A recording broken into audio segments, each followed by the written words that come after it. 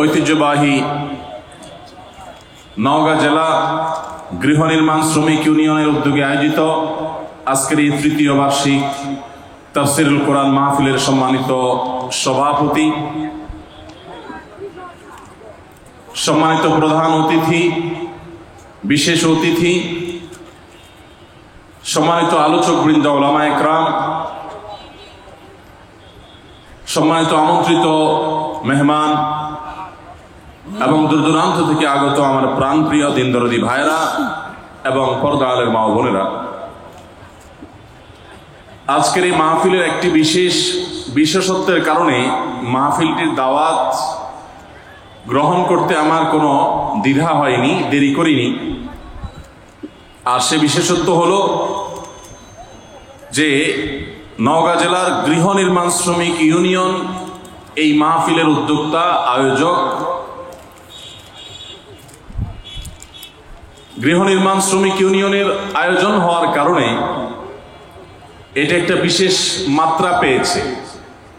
সমাজে সর্বস্তরের মানুষ, বিভিন্ন পর্যায়ের মানুষ মাহফিলের আয়োজন করে থাকেন, এককভাবে অনেকে আয়োজন করেন, কিন্তু এই মাহফিলটি স্পেশালি আমাদের সম্মানিত নির্মাণ শ্রমিক ভাইরা করেছেন। সেজন্য এই মাহফিলটি আমার কাছে বিশেষভাবে তাৎপর্যপূর্ণ। এই জন্য আমি আমার মূল বক্তব্যে প্রবেশের আগে আমার সম্মানিত গৃহ নির্মাণ শ্রমিক ভাইদের উদ্দেশ্যে এবং তাদের পাশাপাশি আরো বিভিন্ন পর্যায়ে যারা শ্রমিক ভাইরা আছেন, শ্রমিক বোনেরা আছেন, সে সমস্ত ভাই বোনদের উদ্দেশ্যে আমি কিছু কথা আরজ করে তারপর মূল বক্তব্যে প্রবেশ করবো ইনশাআল্লাহ তাআলা। সম্মানিত উপস্থিতি, আল্লাহ রাব্বুল আলামিন মানুষকে যত উপার্জনের উপায় দিয়েছেন, মাধ্যম দিয়েছেন, তন্মধ্য থেকে অন্যতম একটি উপার্জনের মাধ্যম হলো ব্যবসা, আর আরেকটি হলো নিজের হাতে পরিশ্রম করে উপার্জন করা উপার্জিত আয় সম্পদ। এই দুটি উপার্জনের পন্থা পদ্ধতি কোরআন এবং হাদিসের দৃষ্টিকোণ থেকে অত্যন্ত গুরুত্বপূর্ণ, বরকতপূর্ণ এবং কোরআন হাদিসের ব্যাপারে খুব বেশি উৎসাহ দিয়েছে। সততার সাথে ব্যবসা করলে সেখানে রয়েছে বারাকা, প্রভূত কল্যাণ, আর নিজের হাতে কষ্ট করে ঘাম ঝরিয়ে যে উপার্জন মানুষ করে সেই উপার্জনেও রয়েছে বিশেষ কল্যাণ এবং বারাকা। আমরা জানি ইসলামে কোনো বৈরাগ্যতার অবকাশ নেই। বিভিন্ন ধর্মের মানুষরা তাদের জীবনের নানা পর্যায়ে এসে বৈরাগ্যতাকে তারা সমর্থন করে। ইসলাম কোনো বৈরাগ্যতাকে, সংসার ত্যাগ করাকে কোনো সমর্থন দেয় না। ইসলামের নামে যদি কেউ সন্ন্যাসী হয়ে থাকে, কেউ যদি কোনো মসজিদে উপাসনালয়ে পড়ে থাকে সারা জীবন, তার যদি উপার্জনের কোনো পন্থা পথ পদ্ধতি না থাকে, তার যদি সংসার না থাকে, তার যদি পরিবার না থাকে, ইসলাম সেটাকে কখনো উত্তম বা ভালো কিছু বলে স্বীকৃতি দেয় না। ইসলাম জীবনমুখী ধর্ম, ইসলাম বাস্তবমুখী দিন। ইসলাম বলে না আপনি আল্লাহ বিল্লাহ করবেন আর সমাজের বোঝা হয়ে পড়ে থাকবেন, সমাজের মানুষ আপনার মুখে খাবার তুলে দিবে আর আপনি বসে বসে খাবেন। এই শিক্ষা ইসলাম দেয় না। বরং কোরআনে কারিমে পরিষ্কার ভাবে বলা হয়েছে, আপনারা অনেকেই জানেন, সূরা জুমআ আল্লাহ বলেছেন, ফাইদা কুদিয়াতিস সালাহ, যখন নামাজ আদায় করা হয়ে যায়, ফান্তাশিরু ফিল আরদ, মসজিদ থেকে বের হয়ে তোমরা আল্লাহর জমিনে ছড়িয়ে পড়ো, মাঠে ময়দানে কর্মক্ষেত্রে তোমরা ছড়িয়ে পড়ো এবং বিচরণ করো। ওয়াবতাগু মিন ফাদলিল্লাহ, এবং আল্লাহর করুণা, তোমাদের রিজিক উপার্জন, পরিবারের ব্যয় নির্বাহ করবার জন্য তোমরা সেগুলোকে আহরণ করতে থাকো, সংগ্রহ করতে থাকো, কালেকশন করতে থাকো, পরিশ্রম করতে থাকো। এই আয়াত থেকে পরিষ্কারভাবে বোঝা গেল 5 ওয়াক্ত নামাজ পড়ার নির্দেশের পাশাপাশি আল্লাহ রাব্বুল আলামিন নামাজের পর আমাদেরকে হালাল উপার্জন করবার জন্য বিচরণ করবার নির্দেশ আল্লাহ তাআলা দিয়েছেন। অতএব যে সমস্ত ভাইরা শ্রমজীবী, যারা শ্রমিক, তারা আল্লাহ তাআলার এই আয়াতকে মানবার উদ্দেশ্যে যদি নামাজ পড়ে তারা বের হন, পরবর্তী নামাজের আগ পর্যন্ত যতক্ষণ তারা কাজ করবেন, শ্রম দিবেন, কিংবা ব্যবসায়ী ব্যবসার কাজ করবেন, যে কোনো পেশাজীবী মানুষ তার পেশার কাজে থাকবেন, ততক্ষণ পুরো সময়টুকু যদি হালাল কাজে হালাল উপার্জনে থাকেন, অন্যায় কোনো কিছু না করেন, তো পুরো সময়টুকু তার ইবাদত হিসাবে গণ্য হবে ইনশাআল্লাহ। ভাইরা আমার, এর বাইরে স্পেশালি বিশেষ করে যারা নিজের হাড় ভাঙা পরিশ্রম করে, যারা প্রচন্ড কষ্ট করে ঘাম ঝরিয়ে উপার্জন করেন, সে সকল শ্রমিক, কৃষক, এই পর্যায়ে যে সমস্ত ভাইরা আছেন, বোনেরা আছেন, তাদের জন্য প্রিয় নবী সাল্লাল্লাহু আলাইহি ওয়াসাল্লামের একটা হাদিস যেটি বুখারীতে বর্ণিত হয়েছে, অত্যন্ত প্রেরণাদায়ক হাদিস। নবী করিম সাল্লাল্লাহু আলাইহি ওয়াসাল্লাম বলেছেন, মা আকালা আহাদুন তুআমান কাত্তু, তোমাদের কেউ কোনোদিন ওই ব্যক্তির চাইতে উত্তম খাদ্য গ্রহণ করে নাই, উত্তম উপার্জন, পবিত্র উপার্জন, পবিত্র খাদ্য কখনো সংগ্রহ করে নাই ওই ব্যক্তির চাইতে যে ব্যক্তি নিজের হাতে উপার্জন করে। নিজের হাতে পরিশ্রম করে যে উপার্জন করে, তার উপার্জনের চাইতে, তার কামাইয়ের চাইতে, তার রুজির চাইতে, তার খাদ্যের চাইতে উত্তম কোনো খাদ্য আর উপার্জন আল্লাহর জমিনে আর হতে পারে না। এখানেই শুধু শেষ নয়, প্রিয় নবী সাল্লাল্লাহু আলাইহি ওয়াসাল্লাম আমাদের সামনে একটা এক্সাম্পল টেনে এনে বলছেন, আল্লাহর নবী দাউদ, আপনারা জানেন তিনি কিন্তু শাসক ছিলেন, তিনি শাসক ছিলেন, তিনি বিচারক ছিলেন, অনেক বড় ক্ষমতা, অনেক বড় দায়িত্ব, অনেক বড় শাসন কার্য তিনি আল্লাহর পক্ষ থেকে প্রাপ্ত হয়েছিলেন। এরপরও তার নিজের পরিবারের ব্যয়ভার নির্বাহ করবার জন্য তিনি কামারের কাজ করতেন, নিজের হাতে উপার্জন করতেন। নূহ আলাইহিস সালাম কাঠ মিস্ত্রির কাজ করতেন। বিভিন্ন নবী রাসূলগণ তারা নবী হয়েছেন, রাসূল হয়েছেন, মানব ইতিহাসের সোনালী ইতিহাস তারা রচনা করেছেন। কিন্তু তারা অনেকেই এরকম বিভিন্ন পরিশ্রমের কাজ করতেন, হাড় ভাঙা পরিশ্রম করতেন, বিভিন্ন পেশায় তারা কাজ করতেন। নবী করিম সাল্লাল্লাহু আলাইহি সাল্লাম এই উপমা টেনে আমাদেরকে উৎসাহ দিয়েছেন, অনুপ্রেরণা দিয়েছেন। আমরা যারা হাড় ভাঙা পরিশ্রম করে উপার্জন করি, আমাদের যে সমস্ত ভাইরা কৃষি কাজ করে উপার্জন করেন, আমাদের যারা বিভিন্ন পেশায় নিয়োজিত থেকে তারা মাথার ঘাম পায়ে ঝরিয়ে উপার্জন করেন, তাদের এই উপার্জনের পুরো সময়টুকু ইবাদতে গণ্য হবে এবং এটি নবী রাসূলগণের আদর্শ। শুধুমাত্র কোরআনের সেই নির্দেশনা এবং নবী সাল্লাল্লাহু আলাইহি সাল্লামের সেই নির্দেশনাকে মাথায় রেখে তিনি যদি এই কাজটি করেন, নিয়তটাকে শুধুমাত্র যদি একটু পরিবর্তন করে নেন, যেটি আমি শুধুমাত্র আমার অর্থ উপার্জনের জন্যই করছি না, কোরআনের নির্দেশ বাস্তবায়নের জন্য করছি, নবী সাল্লাল্লাহু আলাইহি সাল্লামের নির্দেশ বাস্তবায়নার্থে করছি, তাহলে শ্রমিক ভাইরা আমার, কৃষক ভাইরা আমার, আপনাদের এই কষ্ট, আপনাদের এই পরিশ্রম, এই সবটুকুই ইবাদতে গণ্য হবে ইনশাআল্লাহ। ভাইরা আমার, নবী করিম সাল্লাল্লাহু আলাইহি সাল্লামের আর একটা হাদিস আমি আপনাদেরকে শোনাতে চাই।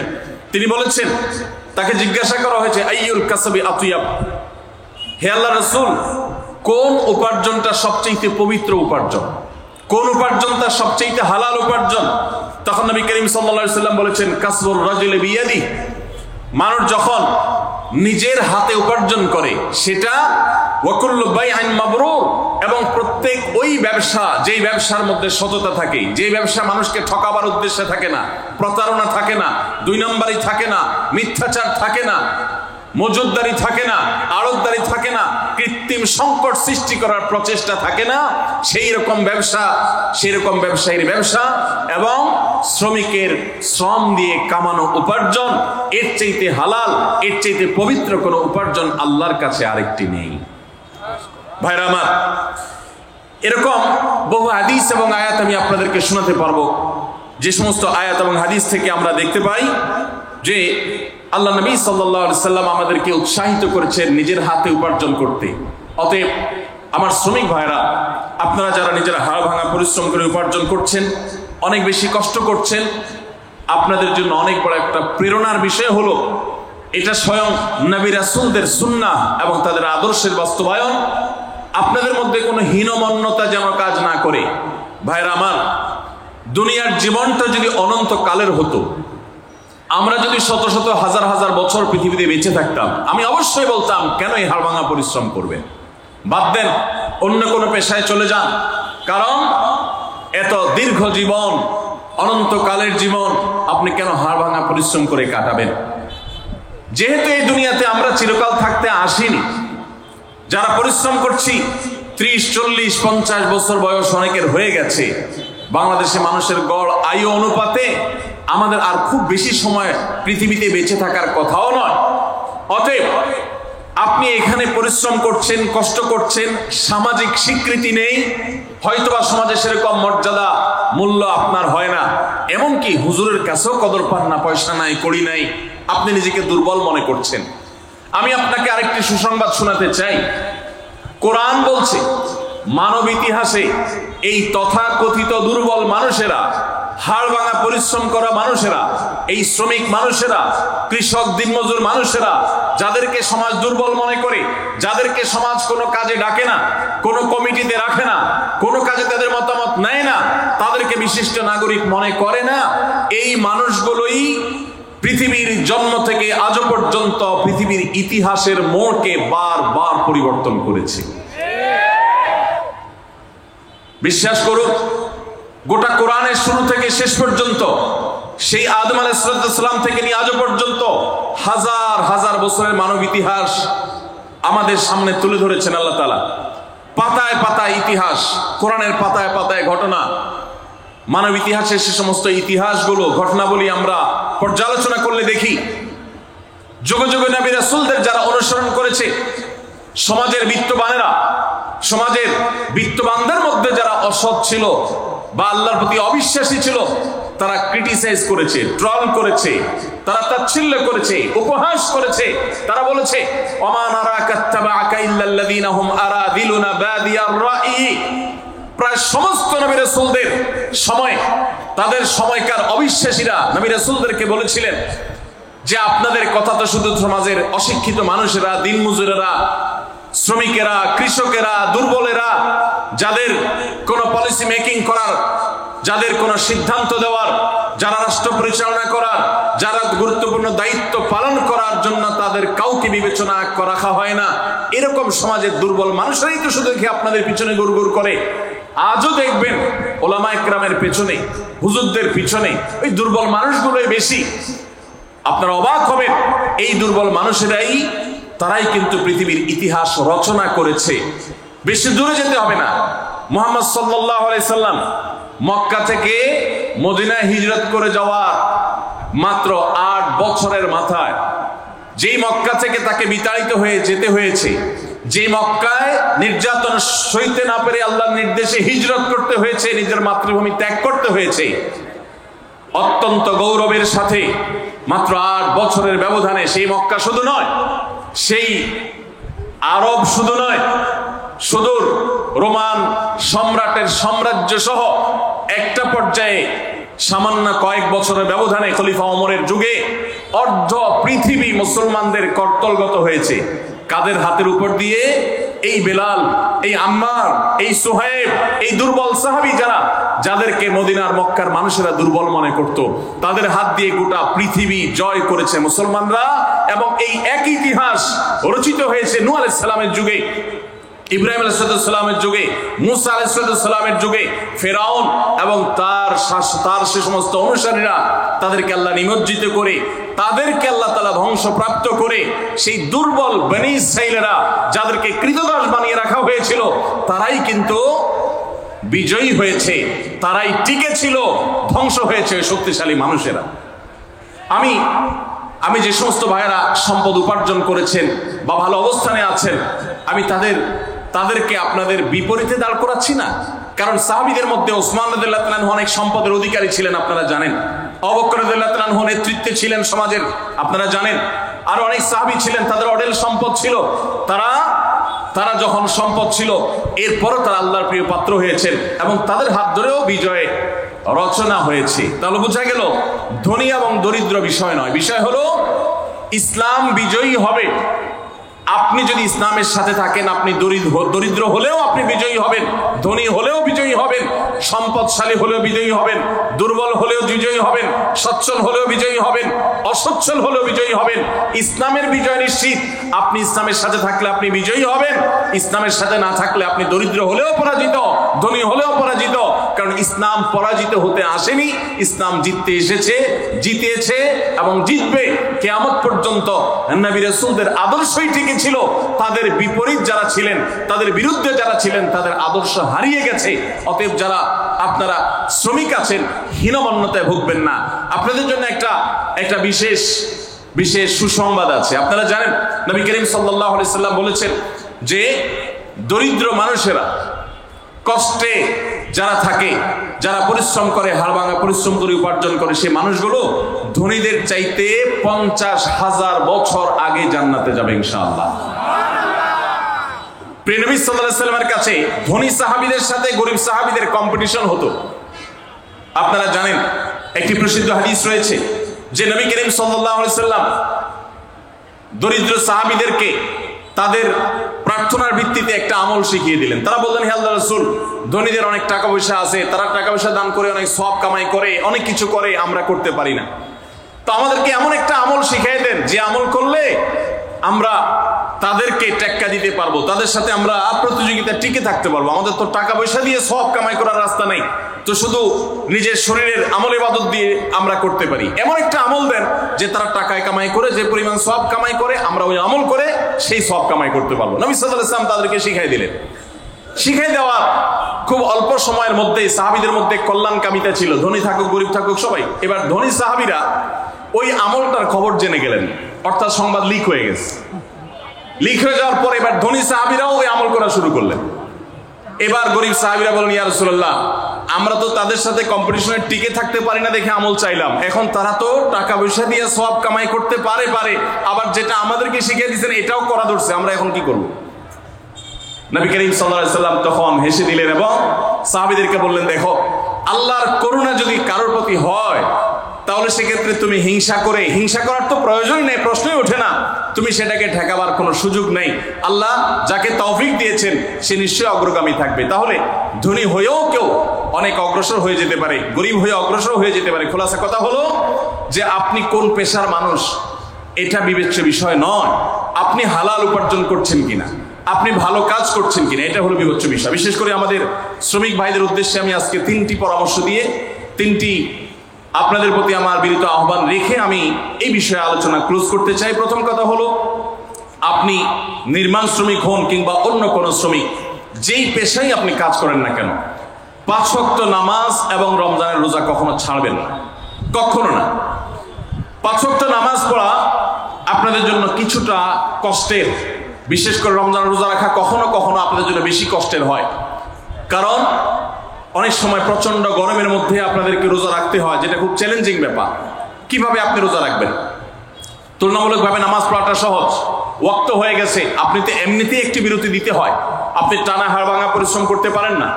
আপনি যদি জোহরের নামাজের সময় বিরতি দেন এবং বিরতি দিয়ে যদি আপনি নামাজটা পড়ে ফেলেন, একই সঙ্গে আপনার রেস্ট হবে, আবার আপনার নামাজটাও হয়ে যাবে এবং ওযুর মাধ্যমে আপনার যে ফ্রেশনেস হবে, আপনার ভেতরে যে ভালো লাগা কাজ করবে, ক্লান্তি দূর হবে শীতল পানি দিয়ে ওযু করার মাধ্যমে, এটা আপনি অন্য কোনো কোথাও অন্য কোনো উপায় আপনি পাবেন না। অতএব শ্রমিক ভাইদেরকে আমি বলতে চাই, জীবন যাক, যত কষ্ট হোক, নামাজ কোনো অবস্থাতে ছাড়া যাবে না। সময় হবে নামাজটা পড়ে নেবেন।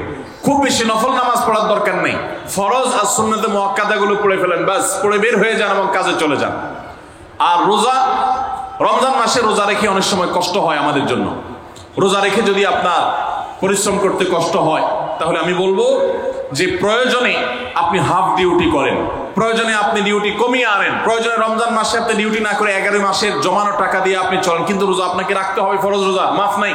কিভাবে করবেন আপনাকে বুদ্ধি বের করতে হবে। মিডল ইস্টে আমি নির্মাণ শ্রমিক ভাইদেরকে দেখেছি, যারা মিডল ইস্টে আছেন, সৌদি আরবে, দুবাইয়ে, তারা জানেন, বিশেষ করে সৌদি আরবে নির্মাণ শ্রমিকরা সবাই রমজান মাসে রাতের বেলায় কাজ করে, লাইট জ্বালিয়ে রাতের বেলা কাজ করে, দিনের বেলা তারা রেস্ট করে। কারণ এত বেশি গরম সেখানে থাকে, এই গরমের তীব্রতায় রোজা রেখে কাজ করা কোনোভাবে সম্ভব হয় না। এই জন্য তারা রাতের বেলা লাইট জ্বালিয়ে কাজ করেন এবং দিনের বেলা রেস্ট করেন। তো এক কথায় নামাজ এবং রোজা আপনাকে রাখতে হবে। কিভাবে রাখবেন বুদ্ধি আপনাকে বের করতে হবে। তাহলে প্রথম হলো নামাজ রোজা করবেন, দ্বিতীয় হলো হালাল উপার্জন করবেন, কাজে ফাঁকি দিবেন না। আপনাদের জন্য জান্নাতে যাওয়া যত সহজ, অনেক বড় বড় পেশাজীবীদের জন্য, অনেক বড় বড় আলেম এবং হুজুরদের জন্য জান্নাতে যাওয়া এত সহজ নয়। কারণ হারামের যে বড় বড় আইটেমগুলো আছে, হারামের যে বড় বড় বিষয়গুলো আছে, সেগুলো থেকে আপনারা এমনিতেই পবিত্র থাকেন আলহামদুলিল্লাহ। শুধুমাত্র এই মৌলিক বিষয়গুলো লক্ষ্য রাখলে ইনশাআল্লাহ আপনাদের জন্য জান্নাতে যাওয়া সহজ হবে। আপনি যখন কাজ করেন ফাঁকি দিবেন না, কোনো প্রকার দুই নাম্বারই করবেন না, কোনো জিনিস অন্যায়ভাবে না বলে কারো অগোচরে সেটা বিক্রি করবেন না, এমন কোনো উপায় উপার্জন করবেন না যেটা হারাম। ব্যাস এটুকু যদি আপনি একটু লক্ষ্য রাখতে পারেন তাহলে আপনার জান্নাতের পথ একেবারেই সুগম। আর তৃতীয় এবং শেষ পয়েন্টে যেটি বলতে চাই তা হলো নিজের স্ত্রী সহ অধীনস্থদের সাথে সদ্ব্যবহার করবেন। বিশেষ করে যারা হাড় ভাঙা পরিশ্রম করেন, কষ্ট করেন, আমার রিকশালা ভাইরা আছেন, বিভিন্ন পেশা মানুষেরা আছেন, কষ্টের চোটে তাদের মাথা অনেক বেশি হট থাকে, গরম থাকে, মেজাজ অনেক খিটখিটে থাকে। দেখা যায় যে একটু কিছু হলেই অনেক সময় মুখ খারাপ করে ফেলেন, গালিগালাজ করে ফেলেন, আচরণ খারাপ করে ফেলেন। নিজেকে যদি একটু নিয়ন্ত্রণ করতে পারেন, মুসলমানিত্বের পরিচয় দিতে পারেন মেজাজ গরম হওয়ার সময়, জান্নাতে যাওয়া ইনশাআল্লাহ অনেক সহজ। অতএব আমি আপনাদেরকে বলতে চাই, প্রথমত নামাজ রোজা কখনো ছাড়বেন না যত কষ্ট হোক। দ্বিতীয়ত হালাল উপার্জন করবেন, উপার্জন করতে গিয়ে একটা টাকা যেন হারাম না ঢুকে সে চেষ্টা করবেন। তৃতীয়ত হলো পরিবার, সহকর্মী এবং সমস্ত স্তরের মানুষের সাথে সদাচরণ করবেন, মুখ খারাপ করবেন না, গালিগালাজ করবেন না, মেজাজ হারাবেন না, ধৈর্য ধারণ করবেন। এই তিনটি কাজ যদি করতে পারেন ইনশাআল্লাহ জান্নাতে যাওয়ার পথ অনেক বেশি সুগম হবে। আল্লাহ তাআলা আমাদের সবাইকে এই কাজগুলো মেনে চলার, এই কথাগুলোকে মেনে চলার তৌফিক দান করুন। সবাই চেষ্টা করবো তো ইনশাআল্লাহ। জাযাকুমুল্লাহ খাইর, জাযাকুমুল্লাহ খাইর। আমি শুধুমাত্র নির্মাণ শ্রমিক ভাইদের উদ্দেশ্যে, যাদের উদ্যোগে আয়োজিত আজকের মাহফিল, তাদের উদ্দেশ্যে এই কথাগুলো বলার চেষ্টা করেছি, কিন্তু এই কথাগুলো আমাদের অন্যদের জন্য প্রযোজ্য হবে। আমরা চেষ্টা করবো ইনশাআল্লাহ আমল করার। আমি যে আলোচনা করতে চাই যে বিষয়ে, সেটি হলো একটি বিশেষ ক্রাইসিস, একটি বিশেষ সমস্যা, একটা সংকট, সমস্যা না বলে আমরা বলতে পারি সংকট আমাদের সমাজে বিরাজমান। সেটা হলো আমাদের মুসলমানদের একটা বড় সুখের জায়গা ছিল, একটা তৃপ্তির জায়গা ছিল যে আমাদের সাংসারিক জীবন, আমাদের দাম্পত্য ব্যবস্থা এবং পারিবারিক ব্যবস্থাপনা পৃথিবীর যে কোনো সভ্যতার, যে কোনো ধর্মের, যে কোনো কালচারে মানুষের চাইতে আমাদের ভালো ছিল। আলহামদুলিল্লাহ এখনো পর্যন্ত আমাদের পারিবারিক ব্যবস্থাপনা পৃথিবীর অনেক মানুষের চাইতে ভালো। আমি একটা কথা প্রায় বলি, ইউরোপিয়ানরা, আমেরিকানরা, পৃথিবীর উন্নত দেশগুলো, তারা অবকাঠামোতে, শিক্ষায় তারা অনেক ক্ষেত্রে আমাদের চাইতে শত শত বছর এগিয়ে আছে। কিন্তু একটা বিষয়ে আমরা তাদের চাইতে শত শত বছর এগিয়ে আছি, আর সে বিষয়টা হলো আমাদের দাম্পত্য জীবনে, আমাদের পারিবারিক জীবনে আমরা যতটা ভালো আছি, আমরা যতটা সুখে আছি, ওরা আরো 200-500 বছরেও সে জায়গায় যেতে পারবে বলে কোনো আলামত আপাতত দেখা যায় না, বরং তারা পিছনের দিকে যাচ্ছে। তাদের সোনালী অতীত তারা হারিয়ে এসেছে। আমরা এখনো পারিবারিক জীবনে যতটা সুখ ভোগ করি, আমাদের দেশে, আমাদের সমাজে, মুসলমানদের মধ্যে সন্তানের সাথে মা বাবার যে বন্ডিং, বোঝাপড়া, ভাই বোনের পরস্পরের যে বোঝাপড়া, আমাদের স্বামী স্ত্রীর মধ্যকার যে সম্পর্ক, যে ভালোবাসা, যে সম্প্রীতি, যে সৌহার্দ্য, যে মমতা, যে স্নেহ এখনো পর্যন্ত বিরাজ আছে। পশ্চিমারা, ইউরোপিয়ানরা এগুলো কল্পনাও করতে পারে না। তারা জানেই না যে আমাদের এই সমাজে পারিবারিক সুখ এবং শান্তি আমরা এখনো কতটা উপভোগ করছি। কিন্তু ভাইরা আমার, আপনারা সবাই জানেন আমাদের ঘরে ঘরে এই পারিবারিক সম্পর্কগুলো, বিশেষ করে দাম্পত্য সম্পর্ক, স্বামী স্ত্রীর মধ্যকার সম্পর্ক, এটা দিন যত অতিবাহিত হচ্ছে, পশ্চিমা সংস্কৃতির কুপ্রভাবে আমাদের সমাজ থেকে সেগুলো হারিয়ে যাচ্ছে, ধ্বংস হয়ে যাচ্ছে। ভাই ভাইয়ের মধ্যে যে সম্পর্ক আগে ছিল সেটা এখন আগের মতো নেই। ওদের চাইতে ভালো আছে, কিন্তু আমরা আগের চাইতে তুলনামূলক খারাপের দিকে চলে যাচ্ছি। স্বামী স্ত্রীর মধ্যকার যে সুসম্পর্ক ছিল সেটা কি এখন আছে? কি বলেন, আছে? বিবাহ বিচ্ছেদ, আগে পুরো থানায় একটা বিবাহ বিচ্ছেদের ঘটনা গোটা থানার মানুষকে নাড়িয়ে দিত, গোটা ইউনিয়নের মানুষকে নাড়িয়ে দিত। আর এখন আপনারা জানেন বিবাহ হইতে দেরি, ভাঙতে দেরি নেই, চায়না মালও আরো বেশি সময় লাস্টিং করে। দাম্পত্য সম্পর্কগুলো এতটাও লাস্টিং করে না। পত্রিকার পাতা খুললে দেখা যায় প্রতিদিন যে পরিমাণ তালাক হচ্ছে, শুধু ঢাকায় আরো অনেক বছর আগে প্রতিদিন 39টা করে বিবাহ বিচ্ছেদের ঘটনা ঘটতো। যতগুলো বিবাহ নিবন্ধন হয়, যতগুলো বিবাহ রেজিস্ট্রেশন হয়, তালাকের পরিমাণ তার সাথে টেক্কা দিয়ে আগাচ্ছে, এরকম ভয়াবহ একটা অবস্থা বিরাজ করছে। অতএব আমাদের দাম্পত্য জীবনে, আমাদের পারিবারিক জীবনে সুখ এবং শান্তির জন্য কোরআন এবং হাদিসের আলোকে আমি কয়েকটি টিপস যতটুকু সম্ভব হয় সংক্ষেপে আপনাদের সামনে আলোচনা করতে চাই। তার আগে কোরআনে কারীমের একটি আয়াত আমি পেশ করতে চাই। আল্লাহ রাব্বুল আলামিন কোরআনে কারীমে ইরশাদ করেছেন, ওমিন আয়াতিহি আন খালাকা লাকুম মিন আনফুসিকুম আজওয়াজান লিতাসকুনু ইলাইহা ওয়া জাআলা বাইনাকুম মাওয়াদ্দাতান ওয়া রাহমা ইন্না ফি যালিকা লাআয়াতিন লিকাওমিন ইয়াতাফাক্কারুন। আল্লাহ বলেছেন, তোমাদের পুরুষদের মধ্য থেকেই তোমাদের স্ত্রীগণকে সৃষ্টি করা হয়েছে। এর মানে সকল স্বামী থেকেই সকল স্ত্রী সৃষ্টি হয়নি। এর মানে প্রথম মানুষ আদম আলাইহিস সালাম থেকে প্রথম নারী, প্রথম পুরুষ আদম থেকে প্রথম নারী হাওয়াকে আল্লাহ তাআলা সৃষ্টি করেছেন তার বাম পাজরের হাড় থেকে। এরপর প্রত্যেকেই স্বতন্ত্রভাবে সৃষ্টি হয়েছেন। তো এই যে সৃষ্টি হয়েছে, আল্লাহ তাআলা বলেছেন কেন এটা করা হয়েছে। আদম আলাইহিস সালামকে সৃষ্টি করেছেন, তিনিই তো যথেষ্ট ছিলেন। আবার নারী হিসেবে হাওয়াকে কেন সৃষ্টি করলেন? আল্লাহ বলেছেন লিতাসকুনু ইলাইহা, যাতে করে তোমরা প্রশান্তি লাভ করতে পারো, একে অন্যের মাধ্যমে তোমাদের দুনিয়ার জীবনটা উপভোগ্য হয়, তোমরা যেন সুখে স্বাচ্ছন্দ্যে জীবন কাটাতে পারো, তোমরা যেন সুখে থাকতে পারো।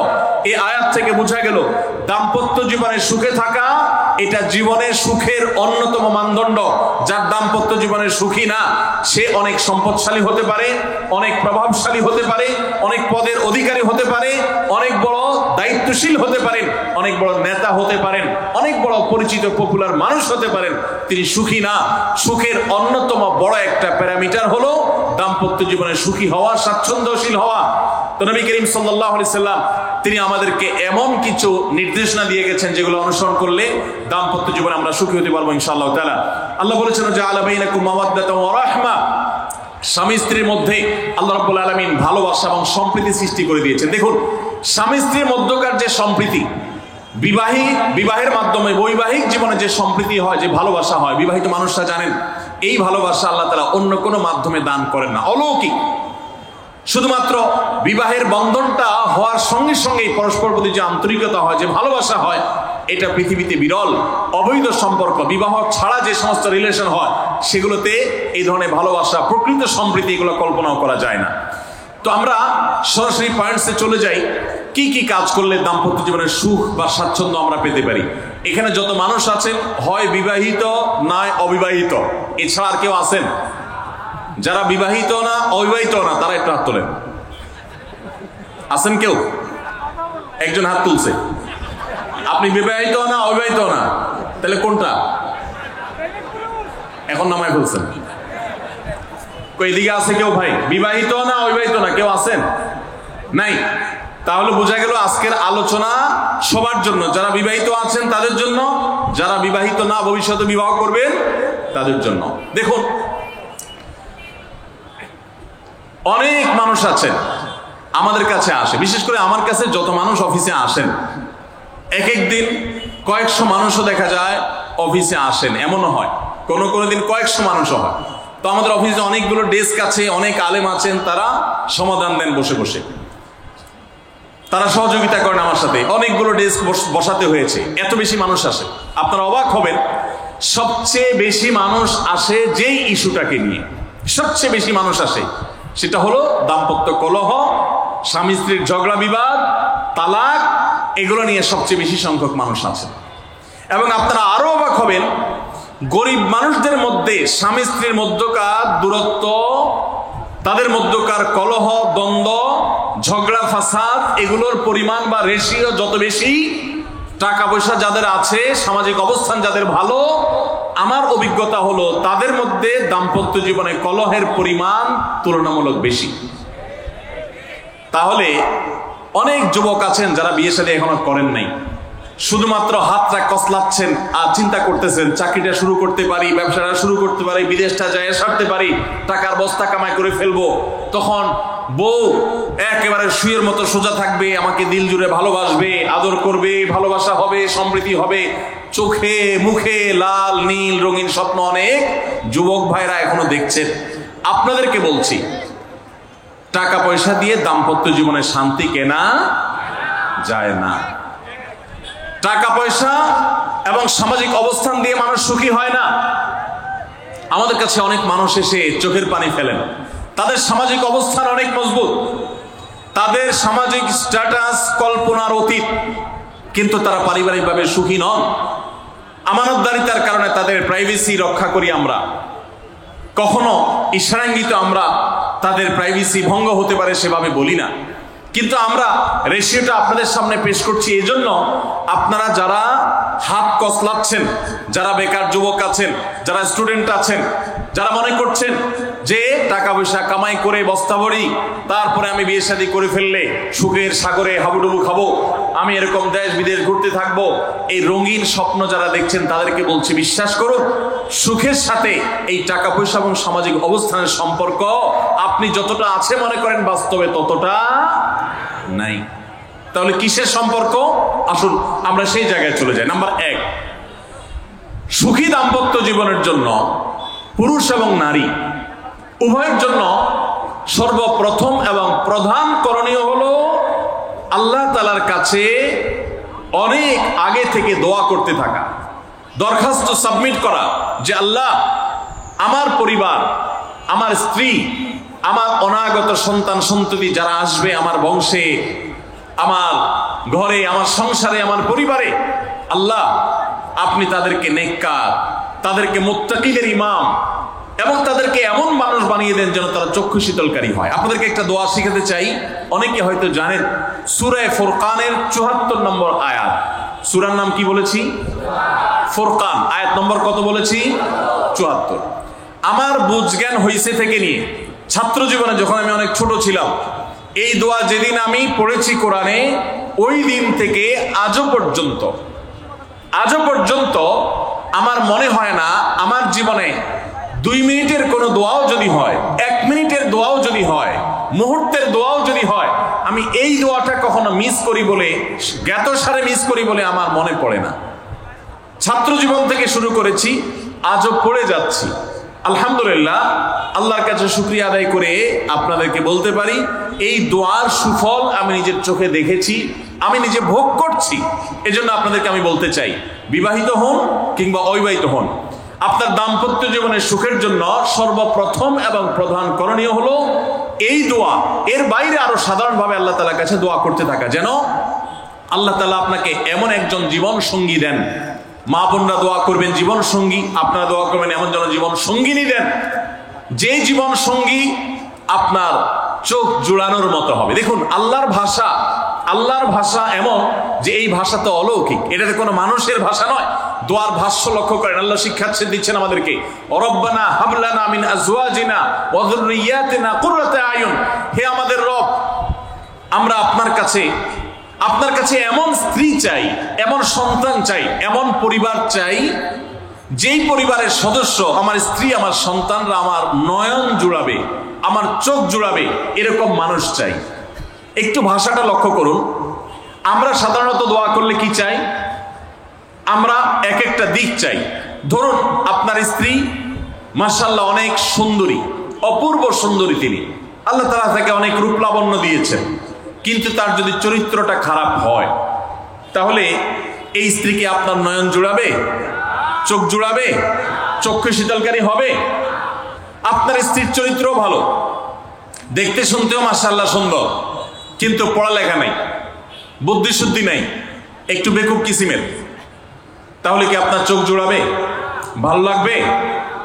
আপনার স্ত্রী শিক্ষা দীক্ষাও আছে, জ্ঞান গরিমায় মাশাআল্লাহ তিনি ভালো, রিচ, সমৃদ্ধ, আবার চেহারা সুন্দর, আবার তার মধ্যে তার চরিত্রের সমস্যা নেই, কিন্তু সমস্যা কি? সমস্যা ধরুন তার ভিতরে এমন রোগ আছে, শারীরিক রোগ, যেই রোগের কারণে আপনার জন্য সেটা বড় কঠিন পরিস্থিতির মুখোমুখি হতে হয়। ধরুন দুরারোগ্য কোনো ব্যাধি আছে, মরণ ব্যাধি আছে, এমন কোন রোগ আছে যেটার কারণে আপনাকেও সাফার করতে হয়, তাহলে এই স্ত্রী কি আপনার চোখ জোড়াবে? ঠিক একই কথা স্বামীর ক্ষেত্রে প্রযোজ্য, সন্তানের ক্ষেত্রে প্রযোজ্য। আল্লাহ তাআলা এমন একটা শব্দ শিক্ষা দিয়েছেন, দেখুন আল্লাহর কাছে চাইতেও জানতে হয়। উল্টাপাল্টা দোয়া করলে দোয়া পূরণ হয়ে যাবে, কবুল হয়ে যাবে, কিন্তু আপনার কাজ হবে না। অনেক যুবক আছে আল্লাহর কাছে দোয়া করে, আল্লাহ বেশি না, 5,00,000 টাকা চাই। কত? 5,00,000।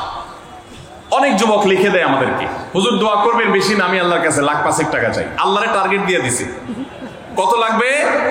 5 লাখ। কেন? একটা বাইক কিনবে। যুবক মানুষ রাস্তাঘাটে বাইক ছাড়া চললে ভালো লাগে না, আর একটা ভালো সেট কিনবে, না হলে ফেসবুক স্ট্যাটাস ভালো করে দেওয়া যায় না, ছবি তুলে দেওয়া যায় না। সাইফুল্লাহ ভাই ছবি তুলে দিতে বলছেন না, মাহফিলের ছবি তোলা যায় না। আর কিছু টাকা দিয়ে ছোটখাটো একটা দোকান কিছু একটা করবে, বিয়ে শাদীর ব্যবস্থা করবে, বাস, বেশি কিছু চাই না। তো আল্লাহ তাআলা 5 লাখ টাকা ধরেন আপনাকে দিয়ে দিল, সাথে একটা রোগও দিয়ে দিল, ওই রোগে খরচ হবে 6 লাখ। তাহলে আপনার এই 5 লাখের কোনো মানে আছে?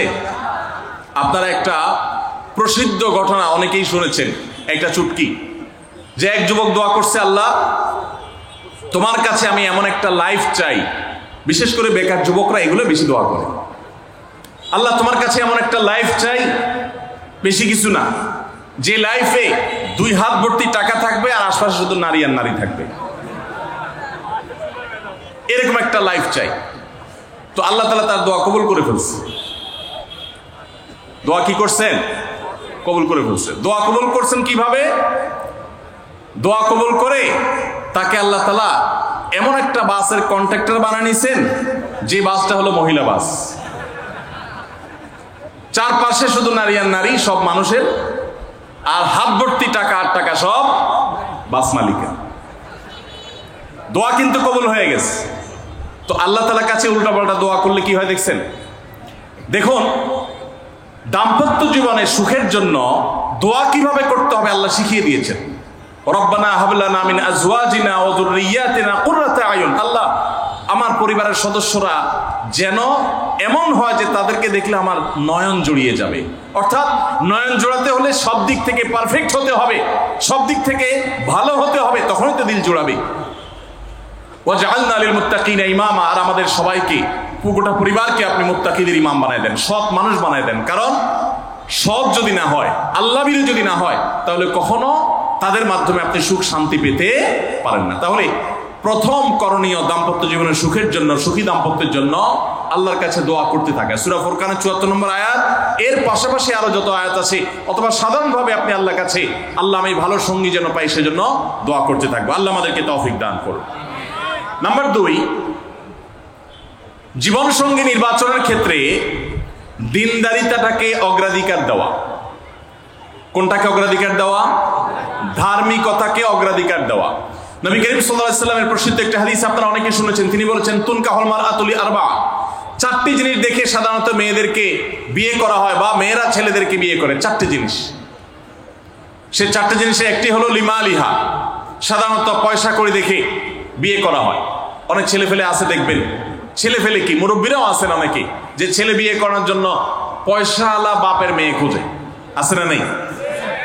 পয়সাওয়ালা বাপের মেয়ে খোঁজে।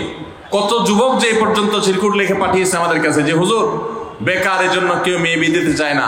আবার অনেকে লিখে পাঠিয়েছে, হুজুর সরকারি চাকরি ছাড়া মেয়ের বাবারা মেয়ে দিতে চায় না। আছে না এই সমস্যা? তো নবী সাল্লাল্লাহু আলাইহি ওয়াসাল্লাম বলেছেন, সম্পদ দেখে অনেকে বিয়ে করে, আবার অনেকে রূপ লাবণ্য চেহারা ছবি দেখে বিয়ে করে, অনেকে সামাজিক অবস্থান প্রতিপত্তি বংশমর্যাদা দেখে বিয়ে করে, আর অনেকে দিনদারিতা ধার্মিকতা দেখে বিয়ে করে। নবী সাল্লাল্লাহু আলাইহি ওয়াসাল্লাম বলেছেন, ফাজফার বিজাতিদ দ্বীন। তোমরা বিয়ের ক্ষেত্রে এই ধার্মিকতা দেখে বিয়ে করে সেই বিয়ে তোমরা সফল হওয়ার চেষ্টা করবে, কারণ এটাই হলো সুখের মূল চাবিকাঠি। আপনার স্ত্রী, আপনার স্বামী, আপনার জীবন সঙ্গী সঙ্গিনী যদি নেককার হন, আল্লাহভীরু হন, তার যদি কোনো একটা জায়গায় সারেন্ডার করার জায়গা থাকে, তো আপনি নিশ্চিত থাকতে পারেন তাকে নিয়ে আপনি সুখে থাকবেন। আর যদি সে আল্লাহর কাছে নিজেকে সারেন্ডার না করে, আল্লাহর কাছে নিজেকে আত্মসমর্পণ না করে, মুত্তাকি না হয়, আল্লাহভীরু না হয়, তাহলে তাকে দিয়ে আপনি কখনো প্রকৃত সুখ সন্ধান করতে পারবেন না। এজন্য ভাইরা, দাম্পত্য জীবনের সুখের জন্য দ্বিতীয় গুরুত্বপূর্ণ বিষয় হলো জীবন সঙ্গে নির্বাচন করার ক্ষেত্রে অন্য যাই থাকুক আর না থাকুক ধার্মিকতা আছে কিনা এটা দেখতে হবে। এটা যদি দেখেন তাহলে সেক্ষেত্রে ইনশাআল্লাহ আপনি সুখী হবেন। ধার্মিকতার আবার সংজ্ঞা কি? এখানে মুশকিল হলো আজকাল মেয়েদের বোরকা পরলেই মনে করা হয় ধার্মিক, ছেলেরা নামাজ পড়তেছে মনে করা হয় ধার্মিক। এইটুকুই শুধু ধার্মিকতার সংজ্ঞা নয়, ধার্মিকতার সবচেয়ে বড় সংজ্ঞা হলো কোরআন এবং হাদিসের সামনে সে নিজেকে আত্মসমর্পণ করে কিনা, সে সারেন্ডার করে কিনা। আল্লাহর নির্দেশ পেয়েছে, রাসূলের নির্দেশ পেয়েছে, আল্লাহর নিষেধাজ্ঞা রয়েছে, সেই জায়গায় সে থেমে যায় আর সে আগে বাড়ে না, নিজেকে সমর্পণ করে দেয়, মাথা নত করে ফেলে। এরকম যদি হয় তাহলে সেই ছেলে নিয়েও সুখী থাকবেন, সেই মেয়ে নিয়েও সুখী থাকবেন। আমি বিশেষ করে মেয়ের বাবারা যারা নিজের মেয়ে বিয়ে দেওয়ার জন্য সরকারি চাকরিজীবী খুঁজেন, পয়সাওয়ালা খুঁজেন, বিভিন্ন বড় বড় পদে থাকা মানুষগুলোকে খুঁজে বেড়ান, আমি তাদেরকে বলি আপনার মেয়ের জন্য ফজরের নামাজের সামনের কাতারে থাকা যুবকগুলোকে খুঁজে বের করেন। এই যে যুবকরা চিৎকার করছে সবাই ফজর নামাজ পড়েন, আল্লাহ সব যুবককে ফজর নামাজ জামাতের সাথে পড়ার তৌফিক দান করুন। ভাইরা আমার, যেই ছেলে আল্লাহকে ভয় করে, যেই ছেলের ভিতরে কোরআন এবং হাদিসের কাছে আত্মসমর্পণ করার মতো মানসিকতা আছে, এই ছেলে আর যা হোক তার স্ত্রীকে কখনো কষ্ট দিবে। যেই মেয়ে কোরআন হাদিসের কাছে নিজেকে সমর্পণ করেছে, কোরআন হাদিস যেহেতু স্বামীকে শ্রদ্ধা করতে বলে, এই মেয়ে কখনো স্বামীর প্রতি অশ্রদ্ধা করবে না। অতএব দাম্পত্য জীবনের অনেক গুরুত্বপূর্ণ একটা পয়েন্ট হলো এটা যে আপনি তার রূপ লাবণ্য, সামাজিক অবস্থান, সম্পদ, পয়সা কড়ি এগুলো দেখেন বা না দেখেন, প্রধান বিবেচ্য বিষয় হবে তার ধার্মিকতা। এটা যদি দেখেন ইনশাআল্লাহ দেখবেন যে আপনি সুখে থাকবেন। আল্লাহ তাআলা আমাদের সবাইকে এই দিকটাকে বিবেচনা করে আমাদের দাম্পত্য জীবনকে গড়ে তোলার তৌফিক দান করুন। তৃতীয় যে পয়েন্টটি বলতে চাই তা হলো দাম্পত্য জীবনের সুখের মূল মন্ত্র হলো সবর এবং শুকর। সবর এবং আমাদের দেশে সর্বস্তরে, শুধু দাম্পত্য জীবনে না, সব ক্ষেত্রে বেসবরি, ধৈর্যহীনতা, অসহিষ্ণুতা এটা এমন পর্যায়ে চলে গেছে, আপনারা পত্রিকার পাতা খুললেই দেখবেন যে বিয়ে বাড়িতে চিংড়ি মাছ দেওয়া হয়েছে সাইজ একটু ছোট, সেজন্য মারামারি হয়ে শুধু বিয়ে ভাঙছে তা নয়, 2-4 জন মারাও গেছে। শুনেন না আপনারা? মানে তার 4-5 দিন আগে নিউজ দেখলাম যে বিয়ের অনুষ্ঠানে সামান্য একটু কথা কাটাকাটিকে কেন্দ্র করে মেয়ের ভগ্নিপতি না খুব নিয়ারেস্ট একজনকে পিটিয়ে মেরেই ফেলেছে। ভাইরা আমার, এই ধরনের ঘটনা আপনারা শুনেন না? ঘরে ঘরে অসহিষ্ণুতা এবং ধৈর্যহীনতা। আমি একটা কথা প্রায় বলি, আপনারা কি জানেন কিয়ামতের ময়দানে আল্লাহর কাছে বান্দা কোন আমল করলে হিসেব ছাড়া জান্নাতে যাবে? জানেন কেউ? বলতে পারেন কেউ? ভাই, আল্লাহর কাছে হিসেব দিয়ে জান্নাতে যাওয়া কি সহজ কাম না কঠিন কাজ? আরে আল্লাহর কাছে তো অনেক দূরের কথা। আপনি যে প্রতিষ্ঠানে চাকরি করেন তার মালিকের কাছে, উপরস্থ বসের কাছে একেবারে পুঙ্খানুপুঙ্খ করে প্রতিটা পয়সার হিসাব দিয়ে একদম সবকিছুতে পারফেক্টনেস প্রমাণ করা, এটাই তো একটা কঠিন কাজ, দুঃসাধ্য কাজ। সেখানে সারা জীবনের হিসাব আল্লাহর কাছে দিয়ে পাই পাই করে তারপর আপনি জান্নাতে যাবেন, বিষয়টা এত সহজ না। তাহলে হিসেব ছাড়া আল্লাহ তাআলা এমনিতেই বলবেন হিসাব টিসাব নাই, তোমাকে এমনি জান্নাতে দিলাম, এটা চান আপনারা? দেখুন কোরআনে কারীম আল্লাহ তাআলা বলছেন ইন্নামা ইউওয়াফাস সাবিরুনা আজরাহুম বিগাইরি হিসাব। আল্লাহ বিনিময় দেওয়ার ক্ষেত্রে, সওয়াব দেওয়ার ক্ষেত্রে দুনিয়াতে যারা সবরকারী হবে, যারা ধৈর্যশীল হবে, যারা সহিষ্ণু হবে, যারা নিজেকে নিয়ন্ত্রণ করতে পারবে, এই সবরকারীদেরকে আল্লাহ তাআলা হিসেব ছাড়া দিবেন, তাদেরকে সওয়াব দিবেন হিসেব ছাড়া। তাহলে আপনি যখন আপনার কর্মস্থলে থাকবেন আপনাকে ধৈর্য ধারণ করতে হবে। আপনি যখন পাবলিক পরিবহনে উঠবেন আপনার মাথা ঠান্ডা রাখতে হবে। আপনি যখন আপনার বাসা বাড়িতে থাকবেন আপনার মাথা ঠান্ডা থাকতে হবে। মাথা গরম হয়ে যায় যাদের, হট মেজাজ যারা, কথায় কথায় মাথা গরম হয়ে যায়, ধৈর্যহীন হয়ে যায়, যেখানে সেখানে গন্ডগোল বাধায় দেয়, মারামারি বাধায় দেয়, ধৈর্য সহ্য বলতে কিছু নাই, এই লোকগুলো কিন্তু এই সৌভাগ্যবান মানুষদের কাতারে সামিল হতে পারবে না। ঠিক একইভাবে দাম্পত্য জীবনে সুখী হতে হলে সবর এবং শুকর, এই দুইটা মূল মন্ত্রের কোনো বিকল্প পথ খোলা নেই। সেটা স্বামীর জন্য প্রযোজ্য, স্ত্রীর জন্য প্রযোজ্য। স্বামী হিসাবে আপনি স্ত্রীর অনেক অনিয়মতা দেখতে পাবেন, অনেক কিছু দেখতে পাবেন আপনার আকাঙ্ক্ষা, আপনার চাহিদা প্রত্যাশার বিপরীত আপনাকে সবর করতে হবে। ভাইরা আমার, আমাদের প্রিয় নবী সাল্লাল্লাহু আলাইহি সাল্লামের দাম্পত্য জীবনে কিন্তু টুনটান সমস্যা হয়েছে। আপনারা মনে করতে পারেন নবী সাল্লাল্লাহু আলাইহি সাল্লামের ঘর, ওনার স্ত্রীগণ সাহাবী, তারা উম্মুল মুমিনিন আমাদের মা, এত মর্যাদাবান মানুষ তারা, তাদের আবার ঝামেলা হয়েছে। ভাই, দাম্পত্য জীবনে টুকটাক সমস্যা তাদেরও হয়েছে। প্রিয় নবী সাল্লাল্লাহু আলাইহি সাল্লাম নিজে একদিন বাসা ছেড়ে মসজিদে নববীতে এসে মন খারাপ করে বসেছিলেন, তিনি বাসায় যাচ্ছেন না, অভিমান করে। ওমর রাদিয়াল্লাহু তাআলা আনহু বিষয়টা বুঝতে পেরে, তার মেয়ে যেহেতু নবী সাল্লাল্লাহু আলাইহি সাল্লামের স্ত্রী, তিনি সেখানে গিয়ে ভেতরে প্রবেশ করে তার সাথে কথা বলে তথ্য উদ্ঘাটন করে সেটা মিটমাট করার ব্যবস্থা করেছেন। স্বয়ং নবী করিম সাল্লাল্লাহু আলাইহি সাল্লামের জামাতা, ইসলামের চতুর্থ খলিফা আলী রাদিয়াল্লাহু তাআলা আনহু, তার মতে এত মর্যাদাবান মানুষ, তার ঘরে স্ত্রী হিসাবে আছেন কে?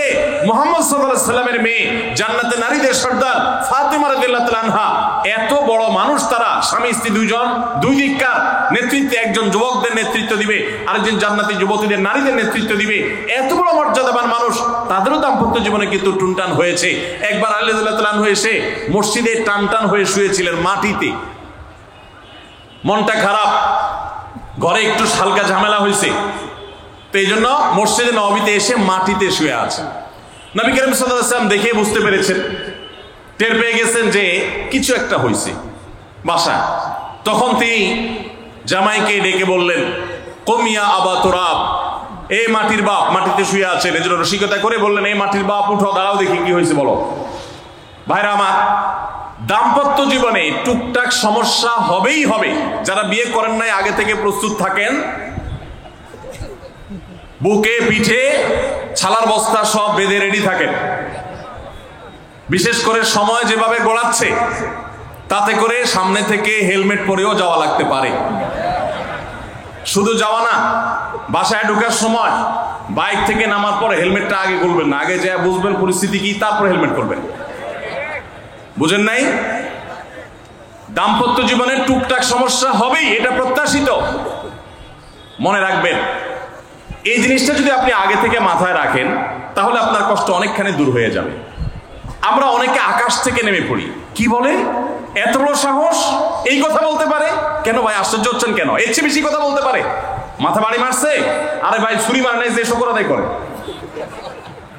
বুঝেন নাই কথা? একই কথা বোনদের জন্য প্রযোজ্য। আমার মা বোন যারা শুনছেন তাদেরকেও বলছি, আপনার স্বামীর একটা কথা শুনে আপনি আকাশ থেকে নেমে পড়ছেন, আকাশ ভেঙে পড়ছে মাথার উপরে, কি এটা বললো সে, আপনি ডিপ্রেসড হয়ে যাচ্ছেন। আরে বোন, ডিপ্রেসড হচ্ছেন কেন? এটা কেন?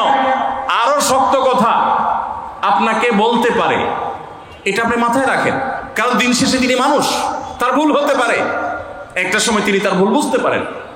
দাম্পত্য জীবনে যদি স্বামী স্ত্রী উভয়ে যদি ধৈর্যশীল না হয়, সবরকারী না হয়, হুটহাট রিয়াকশন করে ফেলে, কখনো দাম্পত্য জীবনে সুখী হওয়া সম্ভব নয়। মনে রাখতে হবে, একসাথে থাকতে গেলে, দুইটা পাতিল একসাথে থাকতে গেলে টুনটান লাগে না, বাধে হয় না? আপনার কাছে যদি কেউ এসে গাল গল্প দেয়, দেখবেন অনেকে গাল গল্প দেয়, গাল গল্প দেওয়া লোক আছে না নাই? ভাই 30 বছর সংসার করেছি, জীবনে আমাদের একটা কথা হয়নি, ডাহা মিথ্যুক, এ লোক ডাহা মিথ্যুক। আপনার 50 বছরের সংসারে কোনো বিষয় হয় না, হ্যাঁ ঝগড়া করেন না সেটা ভিন্ন বিষয়, কিন্তু ভিন্ন মত হবে না, দ্বিমত তৈরি হবে না, নিজেদের মধ্যে ভুল বোঝাবুঝি তৈরি হবে না, একবারও হবে না জীবনে, অসম্ভব। মুহাম্মদ সাল্লাল্লাহু আলাইহি ওয়াসাল্লামের ঘরে যদি হয়ে থাকে, আলী রাদিয়াল্লাহু তাআলা ফ্যামিলিতে যদি হয়ে থাকে, সাহাবীদের ঘরে ঘরে যদি হয়ে থাকে, আপনি কে? মনে রাখবেন, এই সমস্ত ডাহা মিথ্যা কথা শুনে আপনি চিন্তা করেন, হায় হায় রে, তাহলে আমার বউটা এত ডাইনি। আর মহিলা চিন্তা করে, আমি স্বামীটা এত মানুষ, কত বড় ডাকাত। দেখো তার স্বামী স্ত্রী জীবনে কোনো কথা হয় না, আর আমার স্বামী ডেইলি একবার মা বাপ তুলে না গেলে গালাজ করলে তার বাটার পেটে ব্যথা জমায় না। এই সমস্যাগুলো আছে না নাই? ভাইরা আমার, সবর করার জন্য, সবর করা সহজ হবে আগে থেকে যদি প্রস্তুত থাকেন যে এই সমস্যা হবে।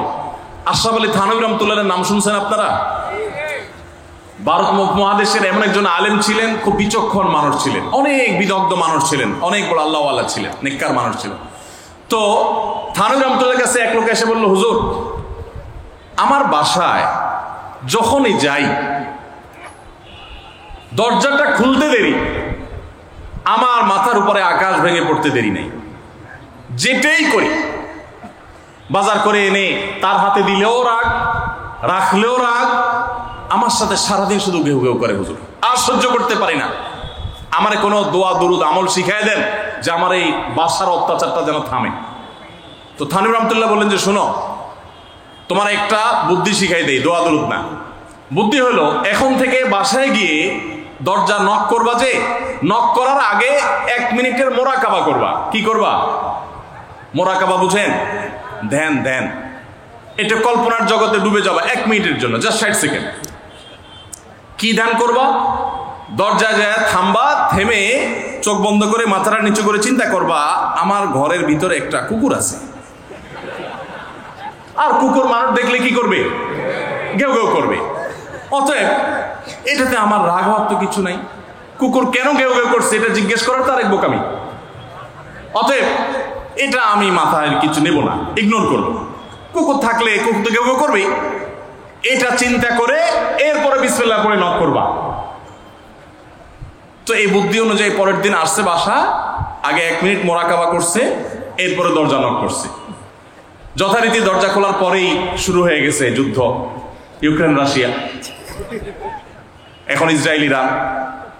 যুদ্ধ শুরু হয়ে যাওয়ার পর এই লোক অন্যান্য দিন সেও টুকটাক রিয়াকশন করে, হাতাহাতি, বকাবকি, দুই পক্ষ থেকে টুকটাক হামলা পাল্টা হামলা হইতো।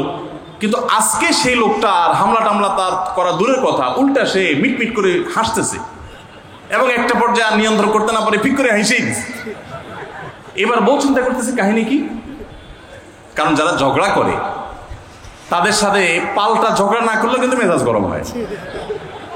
কদিন আগে শুনছেন না পত্রিকা যে এক মহিলা স্বামীর ডিভোর্স দিছে, কেন? কারণ স্বামী ঝগড়া করে না। কদিন আগে পত্রিকা দেখছে। এই মহিলা যখন দেখছে স্বামী হাইসা দিছে, সে এবার ঝগড়া করে থামায় বলতেছে, ঠান্ডা মাথা বলতেছে, কাহিনী কি বলো তো, তুমি হাসতেছো কেন? বল না না কিছু না কিছু না। সে তো বলবে না। স্বামী মনে করছে হয়তো অন্য কোনো কাহিনী আছে, কোনোভাবে উদ্ধার করতে পারে নাই। পরের দিন আবার সেম কাহিনী, আবারও হেসে দিচ্ছে। মহিলা চিন্তা করছে ব্যাপার কি? বলে না আজকে তো তোমার একদিন কি আমার একদিন, বলতেই হবে তোমার। কেন তুমি হাসতেছো? আমার ঝগড়ার বিনিময়ে তুমি ঝগড়া না করে হাসতেছো, অপমান করতেছো। আমার ঝগড়ার কোনো দাম নাই? আমি কি কথা বলতেছি না, এগুলো কোনো মূল্য নাই? যখন চেতে যাচ্ছে এবার বলতেছে, শোনো তুমি যেহেতু জোরই করতেছো, তাইলে আমি বলি, আমি গেছি এক হুজুরের কাছে, হুজুর আমার এই বুদ্ধি শিখাই দিছে, আমি সেই বুদ্ধি অনুযায়ী চিন্তা করি। এখন আমি চোখের সামনে যখন চিন্তা করি যে কুকুর গেউ করতেছে, আমার হাসি আসে না। বউ চিন্তা করে, কি বললা তুমি? তাহলে তুমি এই মনে করো আমারে? এবার থেকে বেচারে ঝগড়া করার আগেই তার থেমে যায়, চিন্তা করে হায় হায় আমি ঝগড়া করলে তো সে মনে মনে আমার ওইটা চিন্তা করবে। বুঝতে পারছেন? দাম্পত্য জীবনে একটু বুদ্ধিশুদ্ধি করে না চললে, শুধুমাত্র সোজা হয়ে দোয়া দরুদ পড়বেন আর সব সোজা হয়ে যাবে, শুয়ের মধ্যে এত সোজা না। একটু বুদ্ধিশুদ্ধি খাটায় চলতে হয় এবং সবর করতে হয়। এই যে ভদ্রলোক যদি সবর না করতেন, তাহলে মারামারি কাটাকাটি করে কখনো সমাধান হয় না। স্বামী স্ত্রী উভয়কেই আমরা এই যে ঘটনা বলেছি, এই ঘটনার মাধ্যমে কাউকে ছোট করার উদ্দেশ্য না, জাস্ট বোঝানোর উদ্দেশ্য। এটা বিপরীত দিক থেকেও হতে পারে যে আমরা সবর করতে হবে দাম্পত্য জীবনে। তাহলে আগে থেকে যদি এই ঘটনা বলার উদ্দেশ্য হলো যে এই ভদ্রলোক আগে থেকে যখন অপেক্ষা করছে যে হ্যাঁ অনাকাঙ্ক্ষিত কিছু হতেই পারে, তখন এটার জন্য প্রস্তুত থাকার কারণে আর তার ঝামেলা বাড়ে নাই, বরং কমছে। এখন আপনি যদি আগে থেকে প্রস্তুত থাকেন, দাম্পত্য জীবন টুকটাক সমস্যা হবেই। দুই ঘরে দুইজন মানুষ একসাথ হয়েছি, বহু কিছুতে গরমিল হবে। অতএব আমরা সবর করব, ধৈর্য ধারণ করব, ভালো দিনগুলো দেখব। প্রিয় নবী সাল্লাল্লাহু আলাইহি ওয়াসাল্লাম বলেছেন, তুমি তোমার স্ত্রীর কোনো কিছু দেখে যদি রাগান্বিত হও, তুমি তোমার স্বামীর কিছু দেখে যদি মেজাজ গরম হয়, তো মনে রাখবা তার অনেক গুণ আছে যেটা দেখলে তোমার ভালো লাগা কাজ করবে। কারণ একটা মানুষ এমন নাই পৃথিবীতে যার সব গুণ খারাপ, একটা গুণও ভালো নাই। একজন আস্ত ডাকাতও যদি হয়, আস্ত পাপিষ্ট মানুষও যদি হয়, খারাপ মানুষও যদি হয়, তার ভিতরেও কোনো না কোনো ভালো গুণ অবশ্যই আছে। তোমার স্ত্রী, তোমার স্বামীর মধ্যে কোনো না কোনো ভালো গুণ আছে। তুমি সেই গুণটা খুঁজে বের করো এবং সেটাকে কল্পনা করো, তাহলে তোমার মধ্যে তৃপ্তি আসবে, সমৃদ্ধি আসবে, ভালো লাগা কাজ করবে। এই জন্য ভাইরা, দাম্পত্য জীবনের সুখ শান্তির জন্য সবর এবং শকর। শকর হলো যে যা পেয়েছি আলহামদুলিল্লাহ, এর চাইতে যদি খারাপ কিছু হতো, এর চাইতে যদি মন্দ কিছু হতো। অনেক বোনরা আমাদের কাছে আসেন, আমরা তাদেরকে বলি, দেখুন আপনার স্বামীটা হয়তো অমানুষ, সে আপনাকে গালিগালাজ করে কিন্তু চরিত্রহীন না। অনেকের স্বামীটা খুব ভদ্র কিন্তু চরিত্রহীন। ব্যবহার ভালো করে চরিত্রহীন, তাদের কষ্ট আপনার চাইতে কম না। অনেকের স্বামী খুব ভদ্র কিন্তু বেকার, 2 পয়সা কামাই করতে পারে না, সারাদিন ঘরে বসে বসে খায় আর শ্বশুরবাড়ি থেকে যৌতুক এনে না খায়, নিশ্চয় আপনি তার চাইতে ভালো আছেন। মানুষ এভাবে যখন ভালো দিকগুলো চিন্তা করবে তখন তার ভিতরে শকর আসবে। তাহলে দাম্পত্য জীবনে সুখ শান্তির জন্য তৃতীয় করণীয় হলো সবর এবং শকরের চর্চা করা। আল্লাহ আমাদের সবাইকে তৌফিক দান করুন। 4 নম্বর হলো স্বীকৃতি দিতে জানা। অনেক লোক আছে নিজেকে খুব শিয়ানা মনে করে, স্বামী হয়ে বউর তারিফ করতে রাজি না, বউ হয়ে স্বামীর তারিফ করতে। দাম্পত্য জীবনের সুখের জন্য একে অন্যের তারিফ করার কোনো বিকল্প নাই। প্রিয় নবী সাল্লাল্লাহু আলাইহি সাল্লাম তার স্ত্রীদের তারিফ করতেন, প্রশংসা করতেন। আয়েশা রাদিয়াল্লাহু তাআলা আনহাকে বলেছেন যে আয়েশা, তোমার অবস্থানটা হলো খাদ্যের মধ্যে সারিদ নামক একটা বিশেষ খাদ্য আছে, রুটি এবং গোশতের ঝোল মিশিয়ে আরবরা খায়। নবী সাল্লাল্লাহু আলাইহি সাল্লাম বলেছেন, সারিদ এই খাদ্যটা যেরকম খুব প্রিয় অন্য সব খাদ্যের চাইতে আমার কাছে, অন্য সব নারীদের চাইতে তুমি আমার কাছে সেরকম প্রিয়। আপনারা জানেন স্বামী স্ত্রী একে অন্যের সাথে মিথ্যা কথা বলা, বউয়ের সাথে মিথ্যা কথা বলা, মিথ্যা কথা বলে সব ধরনের মিথ্যা কথা না, পামপট্টিমূলক মিথ্যা কথা বলা, প্রশংসামূলক মিথ্যা কথা বলা, এটা জায়েজ আছে। মিথ্যা কথা বলা কোথাও কিন্তু জায়েজ নাই। মিথ্যা কথা বলা ইসলামের জঘন্য অপরাধ। কিন্তু স্বামী স্ত্রী পরস্পরের সাথে প্রশংসামূলক, যেটাকে সহজ বাংলায় পামপট্টি বললাম, এই পামপট্টিমূলক বা প্রশংসামূলক মিথ্যা কথা বলা জায়েজ আছে। কিরকম? আবার এটা যাই এখন থেকে বাজার থেকে 500 টাকার কাপড় নিয়ে যায় বলেন 2000 টাকা দিয়ে কিনছি, এটা কিন্তু জায়েজ নাই। কেন জায়েজ নাই? কারণ কোনোভাবে যদি ওই 500 টাকার ট্যাগ মহিলা ধরে ফেলতে পারে তাহলে মায়ের কিন্তু একটাও নিচে পড়বে না, বলবে মৃত্যুকের পুত, মৃত্যুক সারা জন্ম এই কাম করে আসছস, তাইলে ওই রকম মিথ্যা কথা বলা যাবে না। আমার পরিচিত এক লোক আছে, সরকারি একজন কর্মকর্তা বড়, উনি বলেন যে মহিলাদেরকে বাজার করে খুশি করার মতো কঠিন কাজ আরেকটা খুব কম আছে। যারা সংসার করেন তারা জানেন। কারণ আমি একটা কথা প্রায় বলি, দুনিয়াতে বহু বুদ্ধিমান মানুষ আছে, বহু চালাক মানুষ আছে, কিন্তু একটাও চালাক বা বুদ্ধিমান স্বামী আছে বলে আমার মনে হয় না পৃথিবীতে। বুঝা ঠিক বলছেন? বহু চালাক বুদ্ধিমান মানুষ দুনিয়াতে আছে, কিন্তু কোন চালাক বা বুদ্ধিমান স্বামী দুনিয়াতে। তার মানে কি? প্রত্যেকটা বউয়ের কাছে তার স্বামীটা হলো আস্ত বেকুব। যত বড় শিক্ষিত হোক, যত বড় রাজনীতিবিদ হোক, যত বড় মাথাওয়ালা হোক, যত বড় শেয়ানা হোক, যত বড় ব্যবসায়ী হোক, বউয়ের কাছে বউগুলা, সব বউরা, মহিলারা মনে করে কি এ বেটা বেকুব। ম্যাক্সিমাম ক্ষেত্রে এটার ভিতরে আলাদা একটা আনন্দ আছে। বউয়ের কাছে বেশি শেয়ানা সাজার ভিতরে বেশি আনন্দ নাই। পরিবারের কাছে বেশি শেয়ানামি করতে হয় না, সেখানে বোকা সাজার ভিতরে একটা আনন্দ আছে। যাই হোক, তো ওই যে ভদ্রলোকের কথা বলছিলাম, বাজারের কথা বলছিলাম, যে বাজার করে মহিলাদের খুশি করা খুব কঠিন। আপনি গোশত কিনেন, মাছ কিনেন, যাই কিনেন, তারা খুব কমে সন্তুষ্ট থাকে বেশিরভাগ ক্ষেত্রে। সব মেয়েদের কথা বলছি না। কেন সন্তুষ্ট থাকে না? কারণ তারা আশা করে আরো কম দামে কিনবেন, আরো কম দামে কিনবেন। আপনি জিতে গেলে তারা খুশি, হাইরে গেলে আপনারা বকা দিবে বেশি। তো এক সরকারি কর্মকর্তা, বড় কর্মকর্তা, আমাকে বলতেছিলেন যে দেখেন, আমি সারা জীবন বাজার করি আর বইয়ের বকা শুনি। আমি চলে যাওয়ার পর আমার অফিসের একজন কেরানি আছে, তাকে দায়িত্ব দিছি বাজার টাজার করার জন্য। এই লোক বাজার করার পর আমার বউ বিরাট খুশি, বলে যে তার নাম ধরে বলতেছে, অমুক বাজার করলে প্রতিদিন ঠিক মতো বাজার করে, দাম দোষ ঠিকঠাক থাকে, মাপজোপ সব ঠিকঠাক থাকে, তোমার প্রতিদিন ধরায় দেয় দোকানদার, কমায় দেয়। 2 কেজির গোশত আমার কাছে মনে হয় 1.5 কেজি দিছে, ওজন কম দিছে মনে হয়, নজরে উঠে না। তো লোকটা বলেছে আমার খুব সন্দেহ হলো, একই দোকান থেকে আমিও আনি, সেও আনে, আর আমার তো ঠকানোর কথা না, পরিচিত দোকানদার। তাহলে মহিলা এই কথা বললো, তার ব্যাপারে কাহিনীটা কি? তারা ডেকে বলছে, বলো তো কাহিনী কি, সিক্রেটটা কি? তো লোকটা বলতেছে যে স্যার, সত্য বলতে কি, আমি গোশত 3 কেজি কিনলে ম্যাডামকে বলতাম 2 কেজি, 1000 টাকা কিনলে ম্যাডামরে বলতাম 500 টাকা। টাকা তো আপনি দিবেন, আপনার সাথে বোঝাপড়া হবে, কিন্তু আমি জানি বাসায় এটা বললে বউরা খুশি থাকে। তো এই জন্য আমি একটু কমায় কমায় বলি দাম, আর জিনিস কমায় কমায় বলি। তখন সে প্রতিদিন 2 কেজি মাংস যেটা দেখে আপনি আনেন, আজকে দেখে যে সে 1 কেজি মাংস ওই পরিমাণ, তখন সে তো খুশি হবেই স্যার। তখন ওই লোকটা বলছে, দেখেন, সে এইটা করে আমার গোটা সংসারে আগুন ধরায় দিচ্ছে। তো এইভাবে মিথ্যা কথা বলা কিন্তু জায়েজ নাই। কোন মিথ্যা কথা বলা জায়েজ আছে? ধরেন আপনি আপনার বউরে বললেন, দেখো তুমি চাঁদের চাইতেও সুন্দর। কিসের চাইতে সুন্দর? ভাই চাঁদের চাইতে উজ্জ্বল মানুষ হয় সম্ভব? মিথ্যা কথা না? কিন্তু এই মিথ্যা কথা বলা কি আছে? জায়েজ আছে।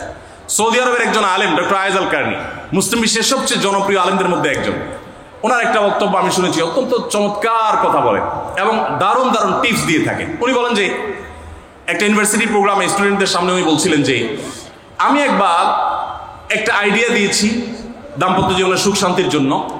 বলেন যে এটা ইমপ্লিমেন্ট করে অনেকেই সুফল পেয়েছেন, আমাকে ব্যক্তিগতভাবে জানিয়েছেন। টিপসটা কি? টিপসটা হলো উনি বললেন যে বাসায় ঢুকে মাঝে মধ্যে, সবসময় করলে আবার মাইর ধরে খাবেন, যখন দেখবেন বউয়ের মুড টুট ভালো আছে, বাসায় ঢুকে আস্তে করে লাইটের সুইচটা অফ করে দিবেন। তখন বউ কি ব্যাপার, লাইট বন্ধ করলা কেন? তখন বলবেন যে দেখো, বাসায় আসলে তোমার চেহারার উজ্জ্বলতা থাকলে আর এই লাইটটার দরকার হয় না। মহিলা ধরে ফেলবে যে আপনি পাম্পটে দিচ্ছেন, বাতাস দিচ্ছেন, কিন্তু পাম্প যাকে দেন সে যতই বুঝুক না কেন কিছু না কিছু কাজ হয়, কিছু না কিছু। একেবারে শতভাগ যদি বুঝে কাউকে প্রশংসা করছেন, সে বুঝে, তারপরও সে একটু খুশি হয়, ভালো লাগে।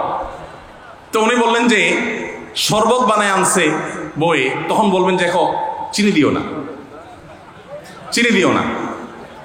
তারপর বউরে বলবেন যে আঙ্গুলটা একটু চুবাই দাও। কেন? কারণ তুমি আঙ্গুলটা চুবাই দিলে ওটা চিনি চাইলে বেশি মিষ্টি লাগে। এই যে কথাগুলো, এই কথাগুলো আসলে সত্য কথা না। তো এই টাইপের কথা স্বামী স্ত্রীর মধ্যে মিথ্যা হলেও সেটা কি আছে, জায়েজ আছে। ভাইরা আমার, এই জন্য দাম্পত্য জীবনে সুখ শান্তির জন্য একে অন্যকে ভালোবাসা, প্রশংসা করতে জানা, বিশেষ করে স্বীকৃতি দিতে জানা, ভালো গুণগুলোর কথা বলা, এটা হারিয়ে গেছে। অনেকে মনে করে যে না, ভালো গুণ বললে মাথায় উঠবে, এটা ভুল। মাথায় উঠবে সেটা ব্যালেন্স করার জন্য আপনাকে অন্য কাজ করতে হবে, কিন্তু তাহলে প্রশংসা করতে কার্পণ্য করা যাবে না, স্বীকৃতি দিতে হবে। 5 নম্বর হলো দাম্পত্য জীবনের সুখ শান্তির জন্য একে অন্যের যে কনসার্নের জায়গাগুলো আছে, ইস্যুগুলো আছে, এগুলোকে মাথায় রেখে চলতে হয়। যেমন আপনি স্বামী হিসাবে বউয়ের বাপের বাড়ির মানুষদের বদনামি থাকলেও করবেন না। তারা কৃপণ, তারা অনেক সমস্যা আছে, এগুলো থাকলেও বউয়ের কাছে করবেন না। কারণ কোনো মেয়ের কাছে নিজের বাপ মা, নিজের ভাই বোনের কোনো দোষ শুনতে ভালো লাগে। আপনি তার কাছে বললে সমাধান হবে না, তো বরং অশান্তি বাড়বে। তাহলে কি লাভ? আপনি এগুলো ভেতরে ভিতরে রাখেন, সবকিছু বলতে যান না। এবং তাদের পারলে আরো প্রশংসা করেন যে আমার শাশুড়ির রান্নাটা খুব ভালো, মাশাআল্লাহ, আমার শ্যালকের এই গুণটা খুবই ভালো, আমার শ্যালিকার ওই গুণটা ভালো। যত বেশি তার বাপের বাড়ির তারিফ করবেন, দেখবেন যে আপনার ঘর পুরাই শান্তি। ঠিক একইভাবে মা বোনরা যারা আছেন, তারা স্বামীদের দুর্বল পয়েন্টগুলোকে মাথায় রাখবেন। যে কথা বললে স্বামী স্ত্রী উভয়বার জানেন যে যেটা বললে তার মনে কষ্ট হয়, সেটা তাকে বলবেন না। অনেক মহিলা আছে বাহিরের রান্নার তারিফ শুনলে তার মাথা নষ্ট হয়ে যায়, আছে না নেই? যে ঘরে এসে বাইরের রান্নার তারিফ শুনতে চাই না। তাহলে বাইরের রান্না ভালো হইলেও ওইগুলোকে ভালো বলবেন না, চুপচাপ থাকবে, মিথ্যা বলার দরকার নেই। তাহলে এই বিষয়গুলো মাথায় রেখে চলা, যে কি বললে তার কষ্ট হয়, ইনশাল্লাহ এতে দাম্পত্য জীবনে সুখ শান্তি হবে। এর পাশাপাশি 6 নম্বর হলো সময় দেওয়া। আজকাল দাম্পত্য জীবনের সবচেয়ে বড় সমস্যা হলো, তরুণ বন্ধুরা ভালো করে শুনে রাখেন, বিয়ে যারা করবেন ভবিষ্যতে আরো ভালো করে শুনে রাখেন, এই মোবাইল ফোন আমাদের দাম্পত্য জীবনকে ধ্বংস করার অন্যতম কারণ। অতএব আল্লাহর ওয়াস্তে মোবাইলগুলোকে নিয়ন্ত্রণ করেন, মোবাইলগুলোকে নিয়ন্ত্রণ করেন। বাসায় ঢোকার আগে মোবাইলের গলা চেপে বন্ধ করেন, এরোপ্লেন মোড করেন। ফ্যামিলিকে একান্তে কিছু সময় দেন। সারাক্ষণ খাচ্ছেন মোবাইল টিপতে টিপতে, ওই যে কৌতুক আছে না, যে মোবাইল টিপতে টিপতে খাচ্ছে, খায়া ডাইল মনে করে পানি ঢেলে নিছে পাতে। খাওয়ার সময় এবার চিন্তা করতে বলতেছে যে কি দিয়ে রান্না করছো, লবণ দাও না ডাইলে, আসলে ঢেলে নিছে কি পানি। তো মোবাইল টিপতে টিপতে যদি মানুষ সংসারে স্বামী স্ত্রী একে অন্যের সাথে সময় কাটায়, তাহলে দাম্পত্য জীবনে অশান্তি নিশ্চিত। যত অশান্তি এবং যত ঝগড়া, যত ভুল বোঝাবুঝি আমাদের ফ্যামিলিগুলোতে হয়, এর অন্যতম প্রধান কারণ হলো এই মোবাইল এডিকশন, মোবাইল আসক্তি। স্বামী বলেন স্ত্রী বলেন উভয় একান্তে স্বামী স্ত্রী বাসা বাড়িতে অবস্থান যতদিন করবেন, ব্যবসা বাণিজ্য, কাজ কাম, আল্লাহর হস্তে, এগুলো সব জমা রেখে তারপর স্বামী স্ত্রী একে অন্যকে সময় দিবেন, ইনশাআল্লাহ দাম্পত্য জীবনের সুখ শান্তি আসবে। 7 নম্বর পয়েন্ট হলো, যেটা আমি একটু আগে বলে ফেলেছি, সেটা হলো অন্যের সুখের মিথ্যা গল্প শুনতে যাবেন না। অর্থাৎ আপনার কাছে কেউ যদি বলে দোস্ত বলিস না, তোর ভাবি তার রান্না, তার আচরণ, এই যে গল্পগুলো দিবে না, এগুলো শুনবেন না। সাথে সাথে বলবেন যে বেটা হয় চাপাবাজি করতেছে, আর না হলে শয়তান এগুলো আমাকে শোনাচ্ছে, আমাকে অশান্তি সৃষ্টি করবার জন্য। মহিলাদের ক্ষেত্রে এটা প্রযোজ্য, যে অনেক মহিলা এসে বলবে ভাবি, আপা কি বলবো আর, আপনার ভাই এত কেয়ারিং, কি যে যত্ন করে আমারে, আমার দিক খুব খেয়াল রাখে, একটু সমস্যা হতে দেয় না, বাইরে গেলে একটু পরপর ফোন দিয়ে মেসেজ দিয়ে খবর নেয়, বুঝবেন যে সাক্ষাৎ শয়তান হাজির হয়ে গেছে। এই লোক হয়তো সৎ উদ্দেশ্যে বলছে, কিন্তু শয়তান তাকে দিয়ে বলাচ্ছে আপনাকে অশান্তিতে ফেলার জন্য। মনে রাখবেন, যারা নিজেদের তারিফ করে তারা হয়তো পজিটিভ মানুষ দেখে তারিফ করে, তাদের সংসারে এমন এমন অশান্তি হয় যেগুলো হয়তো আপনাদের হয় না, শুধুমাত্র শয়তান ওইগুলো আপনার সামনে হাজির করছে। খবরদার, ওইগুলো দেখে খুব সহজেই একে অন্যের প্রতি জাজমেন্ট করতে যাবেন না। তাহলে দাম্পত্য জীবনে সুখ শান্তির জন্য অন্যের সুখের মিথ্যা গল্প শুনতে যাবেন না। যদি সত্য গল্প হয় তবুও মনে রাখবেন যে হয়তো সে একটা দিক তুলে ধরছে, তাদের আরো চ্যাপ্টার আছে সেটা তারা তুলে ধরছে না, তাদের চাইতে আমরা আলহামদুলিল্লাহ কম সুখে নেই। নিজেদের পজিটিভ গুলো দেখার চেষ্টা করবেন। 8 নম্বর, ক্ষমা করতে শেখা। দেখুন, ক্ষমা করতে না পারলে দাম্পত্য জীবনে কেন, কোন জীবনে আপনি কখনো সুখী হতে পারবেন না। সবকিছুকে অনেক বড় করে দেখবেন না, অনেক কিছুকে ক্লোজ করবেন, ছোট করবেন। এবং মনে রাখবেন, আল্লাহ তাআলা ক্ষমাশীলকে ভালোবাসেন। কোরআনে আল্লাহ তাআলা একাধিক জায়গা বলেছেন, যারা ক্ষমা করে আল্লাহ তাদেরকে ভালোবাসেন। আপনি যদি বলেন যে কতবার ক্ষমা করব, যতবার আপনি আল্লাহর কাছে ক্ষমা আশা করেন, আপনি আপনার স্ত্রীকে, আপনি আপনার স্বামীকে, আপনার জীবন সঙ্গীকে, যে কোনো মানুষকে ততবার ক্ষমা করবেন। আপনি জীবনে একই পাপ কতবার করেন, আল্লাহ মাফ করবেন আশা করেন না? তাহলে আপনার আল্লাহর বান্দাকে কেন আপনি ক্ষমা করবেন না? বিধায় ক্ষমা করা এটা শিখতে হবে। কখনো কোনো ভুল হয়েছে বুঝতে পারলে পণ্ডিতি না করে সাথে সাথে ভুল স্বীকার করা জানতে হবে, যে হ্যাঁ এটা আমি ভুল করেছি। হ্যাঁ, এটা স্বীকার করলে সে একটু মাথায় উঠে যাবে, সে একটু লাইফ পেয়ে যাবে, পাক। কিন্তু এটা একটা ভালো গুণ, পরবর্তীতে এটাকে ব্যালেন্স করতে পারবেন অন্যভাবে। ভুল স্বীকার করবেন। মেয়েদের সাথে বিশেষ করে যখন ঝগড়াঝাটি হয়, কোনো কিছু হয়, মনে করেন ঝগড়া তুমুল আকারে চলে গেছে, এখন আপনার স্ত্রী আপনার মৃত্যুদণ্ড জারি করবেন, জাস্ট এটা বাকি আছে।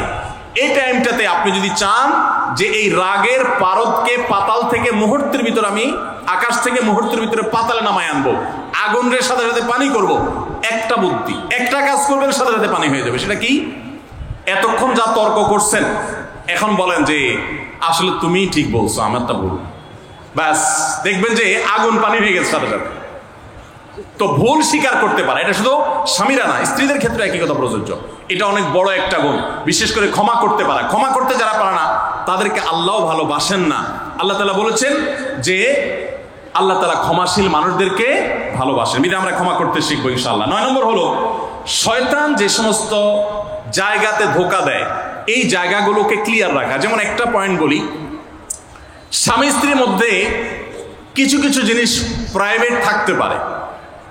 আপনার স্ত্রী আপনার শ্বশুরবাড়িতে ফোনে কথা বলেছে, কি বলেছে, আম্মা তোমার সাথে কি বলেছে, তোমার আব্বা কি বলেছে, তোমার ভাই কি বলেছে, ব্যক্তিগত বিষয়গুলো খুব বেশি খোঁচাখুচি করে জানতে যাবেন না।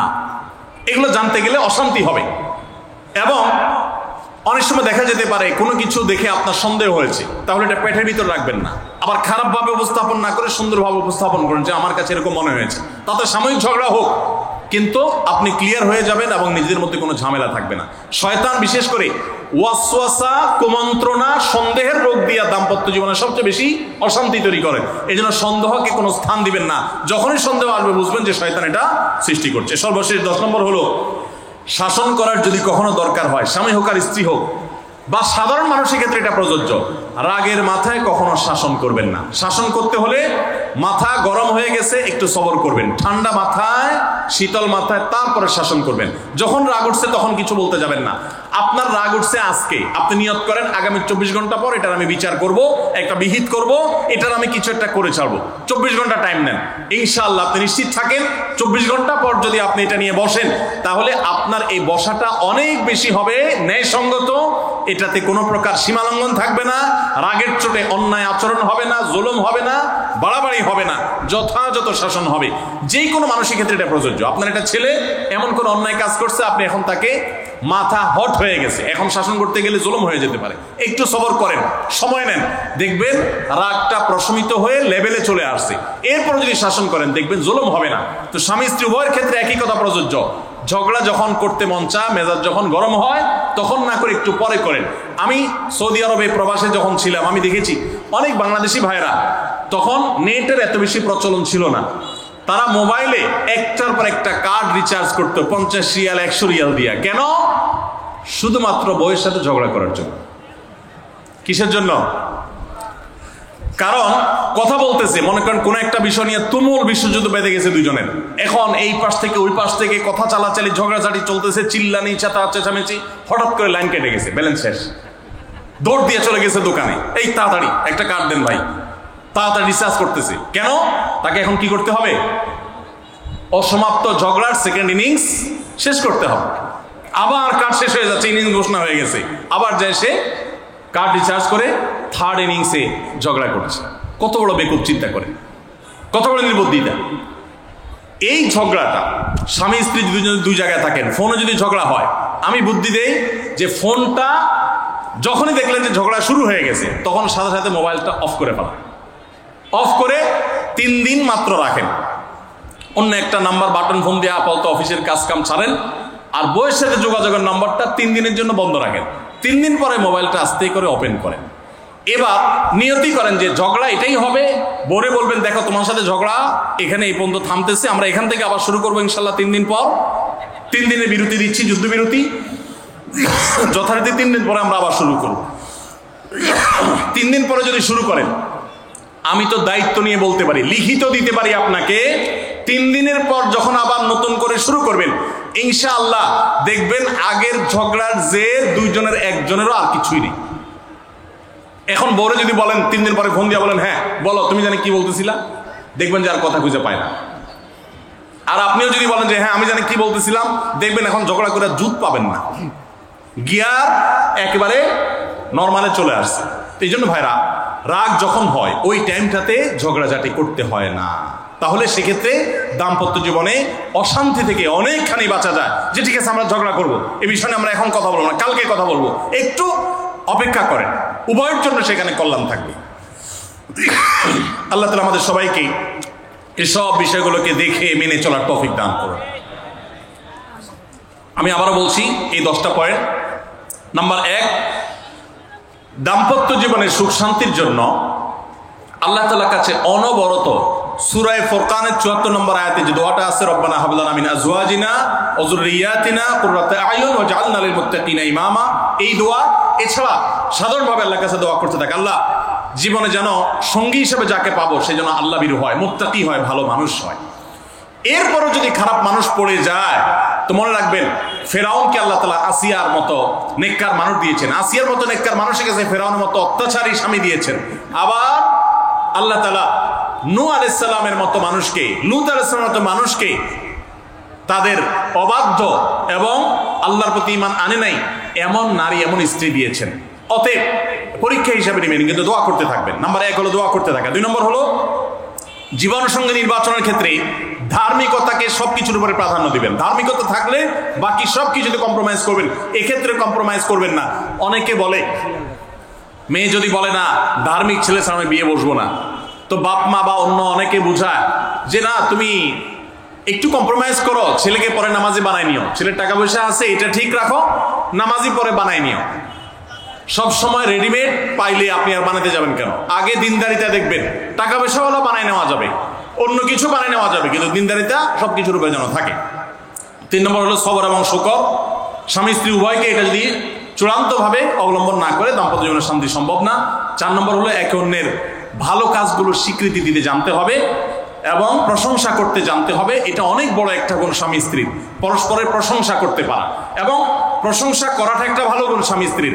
প্রশংসা করতে গিয়ে মিথ্যা বললে, বাড়িয়ে বললেও সেটা গুনাহ হবে না, স্বামী স্ত্রীর ক্ষেত্রে শুধুমাত্র এটা স্পেশাল। আর 5 নম্বর হলো স্বামী স্ত্রী পরস্পরের দুর্বল জায়গাগুলোতে আঘাত করা যাবে না। যে জিনিসটা কথা বললে তিনি মনে কষ্ট পান ওইটা তাকে বলা যাবে না, ওইগুলো থেকে এড়িয়ে চলতে হবে। যে এই বিষয়ে তিনি কথা বলতে চান না, স্বামী তার মায়ের বিষয়ে যদি বলে রাগ হয়ে যায় তাহলে বিষয়ে আমি কোনো কথা বলবো না, ভুল থাকলেও সেগুলো দেখেও না দেখার ভান করবো, সবর করব। আর 6 নম্বর হলো স্বামী স্ত্রী একে অন্যকে সময় দিবেন। সময় যদি দেন, এখন মহিলারাও সময় দেয় না, পুরুষরাও সময় দেয় না, এই জন্যই ভুল বুঝাবুঝি তৈরি হয়, দূরত্ব তৈরি হয়।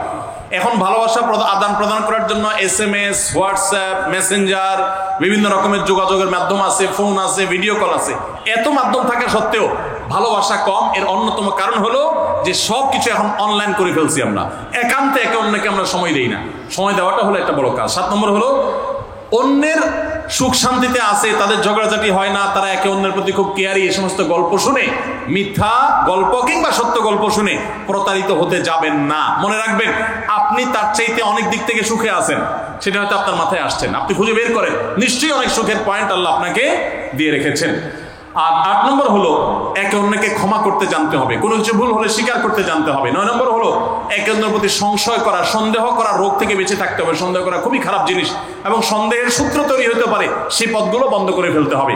আর 10 নম্বর হলো যদি একে অন্যের কোনো ভুল সংশোধন করতেও হয়, রাগের মাথায় সেটা করা যাবে না, বরং ঠান্ডা মাথায় করতে হবে।